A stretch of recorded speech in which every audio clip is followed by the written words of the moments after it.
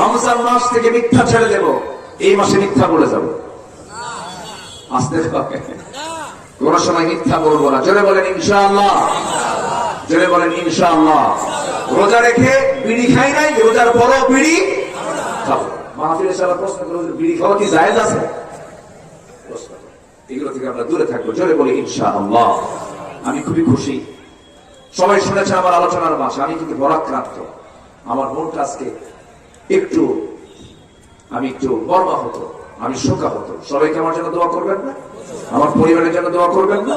এবং সেই মারহুমের জন্য সবাই দোয়া করবেন। আশপাশে যারা মাইয়াত শুয়ে আছেন তাদের জন্য আমরা দোয়া করি। বিশেষ করে আজকে দোয়া হবে ওই 6 জন ছাত্রের জন্য, যে 6 জন ছাত্র সিনার মধ্যে 30 পারা কোরআন তুলেছে। বলি আলহামদুলিল্লাহ। আল্লাহ তার বাপকে কবুল করো, তার মাকে কবুল করো, শিক্ষকদেরকে কবুল করো, মাদ্রাসাকে কবুল